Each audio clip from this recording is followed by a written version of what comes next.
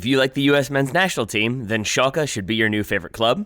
Indianapolis gets a little more international. No news is normal news for Arsenal fans. Lucas Podolski somehow breaks both English and German hearts, and one Russian club is willing to travel half the globe in search of a precious point. It's Thursday, March 23rd, 2017. I'm Taylor Rockwell, and you are listening to The Goalmouth, a podcast collaboration between Dirty Tackle, Howler Magazine, and The Total Soccer Show. Before we get into those stories I mentioned earlier, it's worth reminding everyone that this is an international break edition of the podcast, and it's times like these that make me recall Fred Friendly's line from Good Night and Good Luck. There's no news, boys, so go out there and make some news. Rob a bank, mug an old lady, whatever, just do something. Unfortunately, since Brooks and George refused to do any of those things, I'll instead stick with what's happened in the last 24 hours. Up first, good news, fans of the U.S. men's national team, you've got a new club to support. First, there was Fulham, aka Fulham America, or Full America, however you want to go with that, who employed the likes of Clinton Dempsey, Casey Keller, Carlos Bocanegra, Eddie Lewis, Marcus Hahnemann, and Brian McBride. Next, there was Club Tijuana, which we on the Total Soccer Show dubbed Tia Marijuana. At various times, they've had on their books Joe Corona, Hercules Gomez, Edgar Castillo, Michael Orozco, Greg Garza, Paul Arriola, and a whole bunch of young Americans. And now, they're Schalke. U.S. fans with a long memory might remember that was the former club of Jermaine Jones, but more recently, which means Wednesday, it was reported that American teenagers Haji Wright, Weston McKennie, and Nick Tattague were all training with the Schalke first team. Wright first joined the club's academy in April 2016, shortly after his 18th birthday. McKennie did the same thing in August of that year, only 2 days after he legally became an adult, and Tattague followed suit in early 2017. While none of the three youngsters have made senior appearances yet, the fact that they are already training with the first team should precipitate at least a few American fans into pricing FC Schalke jerseys. Speaking of jerseys, there are tramp stamps, and then there are lucrative tramp stamps. At least that's what appears to be the thinking over at Indy 11, who announced Wednesday that Turkish Airlines will be the official international airline of the NASL club. Since Honda already have a long-standing agreement to be the club's primary shirt sponsor, Turkish Airlines will instead be prominently featured on the lower back of the team's 2017 jersey.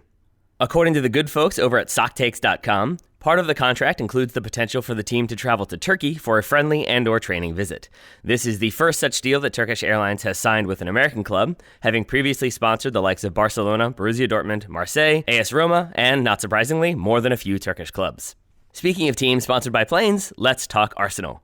No news is pretty much the norm for Gunner fans at the moment. Arsene Wenger's new contract still hasn't been announced, which the Express is reporting could put the club in a tricky situation when it comes to EU regulations.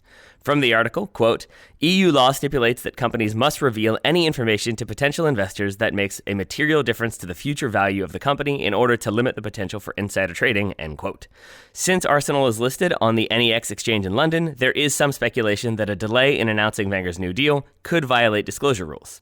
In my opinion, however, this feels less like an actual issue than it does the Express trying to come up with a new angle to create drama about Wenger's status. This, of course, might seem like a bigger deal were it not for the other non-news Arsenal news of the day. In an interview with beIN Sports, Wenger confirmed that contract talks with Alexis Sanchez and Mesut Ozil are on hold. Quote, at the moment, we have not got an agreement. We've decided to focus on the end of the season and talk about it during the summer. Once you don't get an agreement and it lasts, it's not good. So it's better to sit down during the summer, end quote.